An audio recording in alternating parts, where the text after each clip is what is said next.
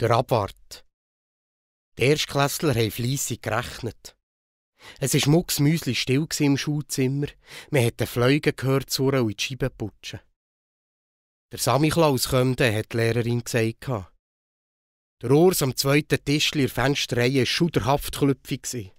Beim kleinsten Lärmeli, etwa wenn jemand das Bleistift hat fallen oder wenn eins gehustet hat, ist er zusammengefahren.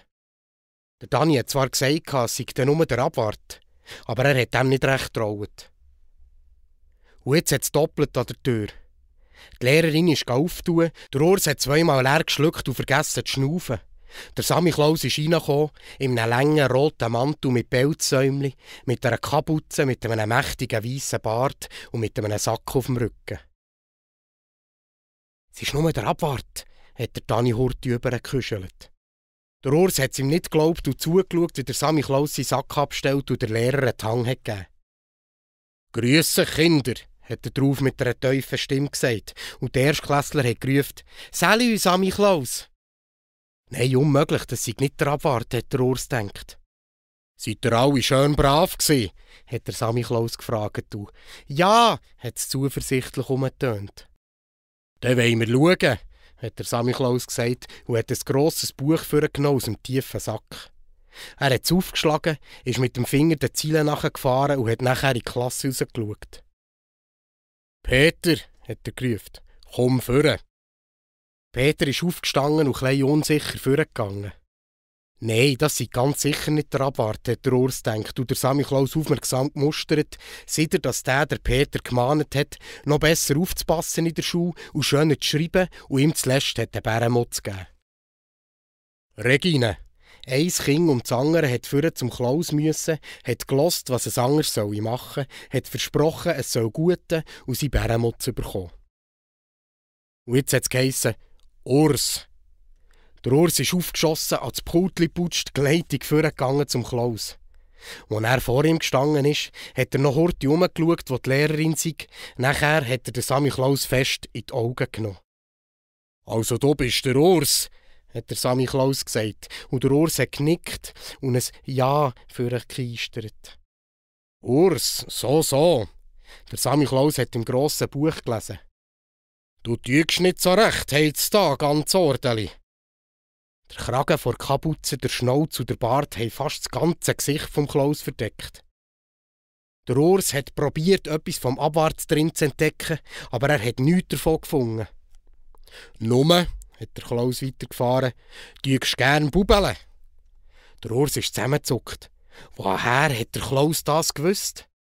Wenn er vorhin noch ein bisschen geglaubt hatte, es könnte vielleicht gleich nicht der Abwart sein, so war er jetzt restlos überzeugt, dass es nicht ist. Wer hätte schon wissen können, dass er bubele? Der Abwart sicher nicht. Wenn schon jemand, dann sicher nur der Samichlaus. Ja, hat er gemacht. Und es wäre allweg nicht mehr lang gegangen, bis er noch gerannt hätte. Aber er musste zum Glück nur noch versprechen, er wolle jetzt nicht mehr mit den Zündhölzchen spielen, hat der Bärenmutz bekommen und wieder an den Platz dürfen. «Anita», hat der Samichlaus das Nächste aufgerufen. «Sei denn nicht der Abwart», hat der Urs Hurti zum Dani übergeküschelt, wo er abgehockt ist.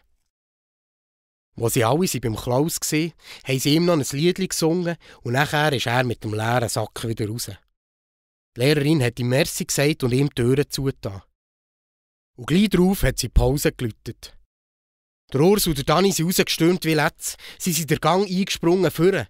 Dort ist der Abwart gestanden wie Gang und hat Äpfel verteilt wie Gang. «Siehst», hat der Urs aufgetrumpft. Der Dani war seiner Sache auch nicht mehr so sicher gewesen.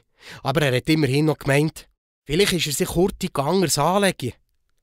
«So viel Gleitung», hat der Urs zweifelt. Und der Dani hat den Kopf schräg gelegt und eine Grimasse gemacht, um zu sagen, er sei auch nicht sicher. Als die zwei an die Reihe kamen für die Äpfel, haben sie den Abwart genau unter die Lupe genommen. Um die Augen herum hätte es noch schier sein können, hat es der Urs gedacht, aber sonst, nein. «So», hat der Abwart gesagt, «habt ihr zwei etwas vom Samichlaus bekommen?» Und er hat einen Töpfel hergestreckt. «Ein Bärenmutz», hat der Urs gesagt und der Abwart fest angeschaut. «So», hat er gestaunt. «Und dann, was hat er gesagt?» «Ich soll nicht mehr bubeln.» Der Urs hat den Abwart nicht mehr zu den Augen ausgelassen. Jetzt hätte er doch lachen oder nicken oder sagen, «Eben, siehst. Was, Bubele tust du?» hat sich der Abwart entsetzt. «Nein, jetzt nicht mehr», hat der Urs Hurti gesagt. Der Abwart hat sich schon wieder zu den nächsten Äpfeln gebückt und brümmelt, «Hoffentlich nicht.» Und die 2 Buben sind weiter. Der Dani hat zwar noch behauptet, er habe ein Barthaar auf dem Kragen vom Abwartschurz gesehen, aber sicher war er nicht. Der Urs hat ihm das Haar auch nicht abgenommen. Für ihn war klar, dass der Samichlaus und der Abwart nichts miteinander zu tun haben.